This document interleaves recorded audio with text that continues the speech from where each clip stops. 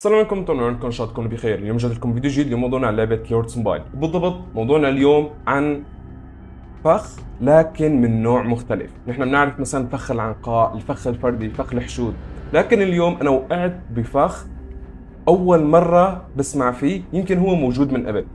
فقبل ما ابدا الفيديو لا تنسون زر اللايك وتعليقات تحفيزيه، وهلا خلونا نبلش بالفيديو.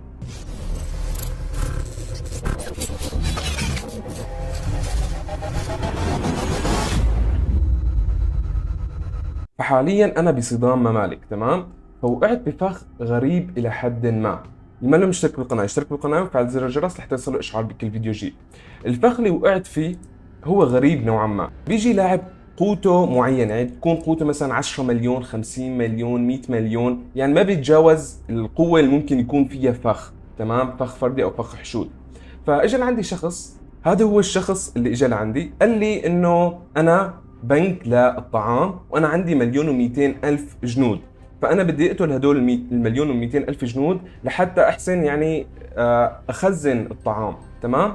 فهذا هو الشخص، قوته 150 مليون، معدات ما له حط معدات هجوميه، معدات بحث، قوته المقتوله ضعيفه، تحالفه ضعيف مثل ما لكم شايفين. فانا قلت انه مليون ومئتين الف جندي، تمام. فانا ممكن بهدول مليون ومئتين الف جندي احصل شويه نقاط لصدام الممالك.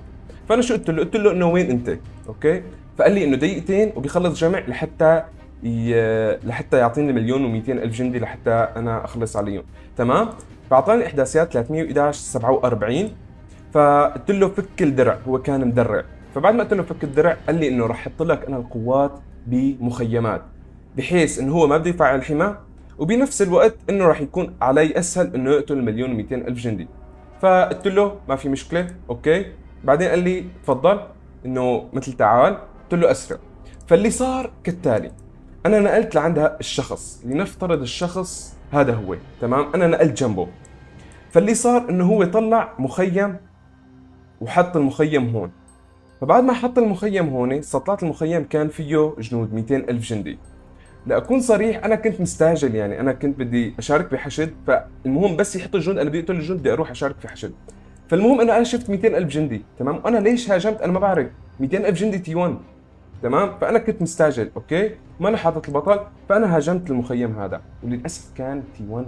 يعني لو كان تي 3 او تي 4 فممكن، تمام. انا ليش هاجمت تي 1؟ لانه كنت مستعجل، تمام. لو تي 1 انا ما كنت بهاجم من الاصل، ما كنت بروح ناقل. فما هون نقطتنا. نقطتنا بعد ما استطلعت انا هاجمت. فلما انا هاجمت المخيم الموجود هون، لنفترض المخيم موجود هون، اوكي، حط جندي، تمام. فلما هاجمت المخيم انا، قبل ما يوصلوا جنودي بثانيه او ثانيتين، جنودي هن كانوا جايين مثلا من هون، تمام. فقبل ما يوصلوا جنودي هو شال المخيم. فانا استغربت انه عم يضيع لي وقتي ولا شو. فوصلوا جنودي، انا قبل ما يوصلوا جنودي رجعتهم. فقال لي سوري، اعتذر مني. فرد بعت مخيم مره ثانيه. فلما رد بعت مخيم مره ثانيه، صار هيك في مخيم. انا استطعت المخيم انه لسه في تي 1، الوضع تمام. هو ما اظن عنده تي 4، حتى لو عنده تي 4 انا فيني يعني اخلص عليه فردي. استطلعت المخيم مره ثانيه، هذا هو الاستطلاع. فشفت في جنود، تمام. فلما هاجمت انا بعت البطل. ليش بعت البطل؟ لاني كنت مستعجل. يعني من الاصل انا ما كان لازم ابعت بطل، تمام.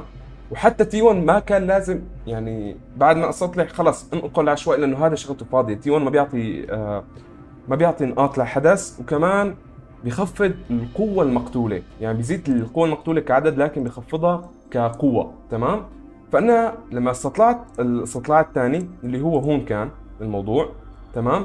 فاستطلعت الاستطلاع الثاني لقيته انه في 250 الف. خليني ارفع شوية قوات مقتولة بما اني نقلت وانا جنبه ومفعل حمى. فلما استطلعت هاجمت، تمام، بعت جنود 250 الف جندي مع البطل.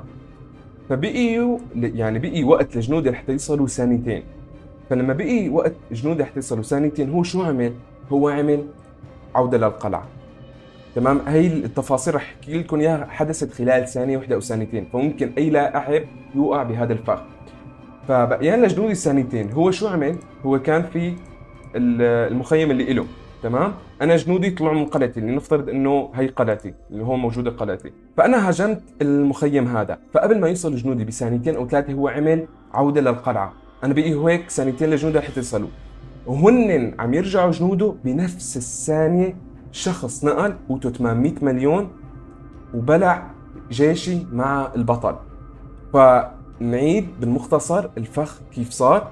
كان في مخيم، استطلعت المخيم، أنا هاجمت المخيم ب 250 ألف من جيشي مع البطل. فلما أنا هاجمت المخيم وقبل ما يصل جيشي بثانيتين للمخيم هذا، هو رجع المخيم، وبنفس الوقت لما رجع المخيم وبقيان ثانيتين للجنود اللي يصلوا، انتقلت قلعة وانبلع جيشي. طيب اللي انبلع جيشي هذا هو الشخص اللي بلع جيشي، ومعه يعني مو بس أنا وقعت بالفخ، اللي وقعوا بالفخ لاحظوا كم شخص وقع بالفخ.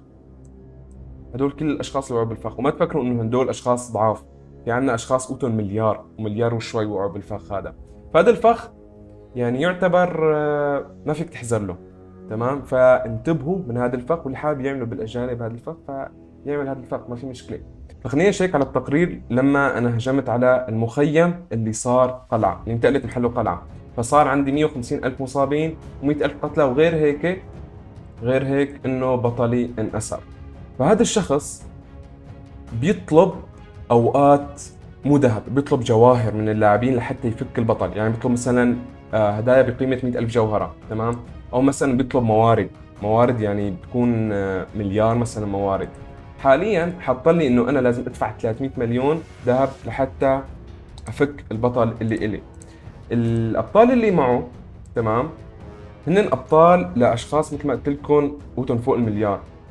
فالنقطة هي إنه لحتى يفعل حماه لازم نستنى حتى يفعل حماه، او نجبره يفعل حماه بطريقه ما. هو غالبا ما راح يفعل حماه، لانه عارف لو فعل حماه فنحن راح نحشد عليه. وكمان التحالف الثاني دي سي بي، والتحالف الثاني اذا ملاحظين قوته كثير عاليه. خلينا نشيك عليه. دي سي بي هو تحالف قوته تقريبا 100 مليار. هذا هو التحالف، اوكي؟ فقوته 112 مليار، واللاعبين اللي انأسروا كمان قوتهم كثير عاليه، تمام؟ فالفخ ممكن اي شخص يقع فيه لو سهي عن الموضوع او صار يهاجم مخيمات.